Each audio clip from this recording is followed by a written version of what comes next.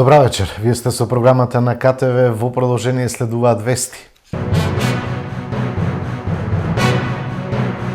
Советот на општина Росоман ја усвои годишната завршна сметка на општината. Од втора поминаа и програмите за меѓуопштинска соработка со општина Кавадарци и за финансирање за изработка на локална урбанистичка планска документација.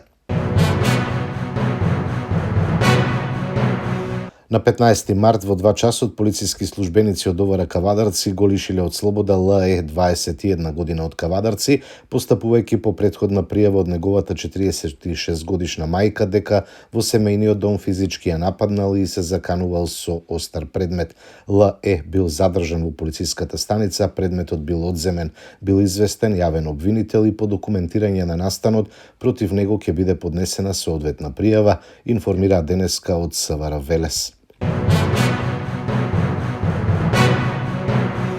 Денес во Винскиот музеј се одржа промоција на новото видео издание од детскиот фестивал Гроздоберче 2024. Новите видеоспотови се во продукција на КТВ телевизија. Председателот на СДСМ Венко Филипче на денешната пресконференција рече дека најавите на премиерот дека со партиски протести наводно ќе се бори против партизираното судство се оксиморон и доказ дека целта е само партизација, односно ставање на судството под капа на власта. Заканите на премиерот дека ќе се случел народ на судството е порака дека тој признава судство само по своја мерка и дека не сака ниту подобро, ниту пак независно судство. На некој начин таа изјава е оксиморон, односно со партиски протести ќе се борат против наводно партизирано судство и нема поголем доказ. Крајната цел е само партизација. Наместо да се спроведат вистински реформи, кои што сега за прв пат после толку години се на маса, ќе се протестирало, а тоа е апсурд и политика без преседан. И доколку се случат такви притисоци врз целокупниот правосуден систем, верувајте, довербата од 2% ќе се намали на 0 во следниот период, рече Филипче.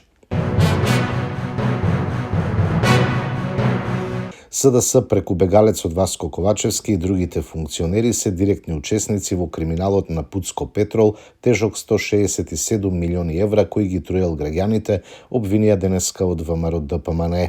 На македонската јавност е многу јасно дека за дебело да профитира нивната политичка и бизнис елита, СДС и ДУИ посегнаа и кон труење на граѓаните. Пуцко Петрол е омилена компанија од владењето на СДС и ДУИ. Таа е фирма на син на омилениот пратеник на СДС од ДУИ Исмаил Јаховски. 7 години на власт, СДС се погрижиле династијата од Пласница енормно да го зголеми богатството, но за жал на штета на здравјето на граѓаните. 7 години Пуцко Петрол од СДС, како од централната, така и од локалната власт, земал тендери тешки милиони евра, обвинија од ВМРО ДПМН. Пуцко Петрол бил омилен снабдувач на општините кои ги води ДПМН и тоа подолг период години наназад, велат од СДСМ. Само со 3 договори склучени со општина Битола, каде градоначалник е Коњановски од ДПМН, речиси 240.000 евра завршиле кај оваа компанија, додаваат од опозиционата партија. Ова се само 3 од над 170 договори за тендери кои општини и институции раководени од ДПМН ги имаат склучено со Пуцко Петрол. Јавноста знае дека тоа е бизнис изроден во времето кога ДПМН и ДУИ беа коалиција.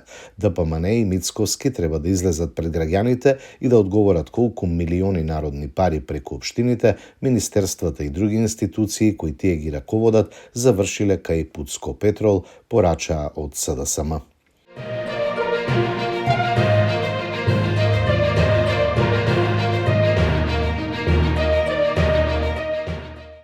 Македонската кошаркарска репрезентација против Унгарија и Романија во предквалификациите за светско првенство 2027. Надпреварите ќе се играат во август годинава, а ова е само првиот филтер на патот кон новиот мундијал.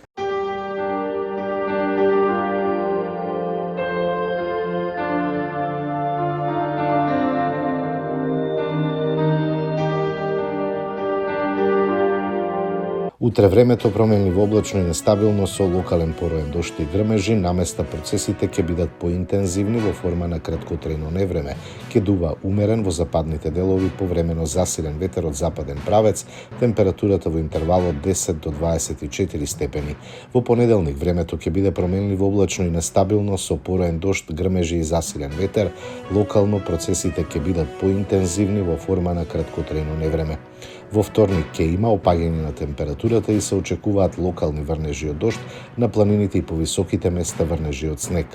Потоа следува период на стабилно време со ниски утрински температури. Гледавте вести, имајте секое добро.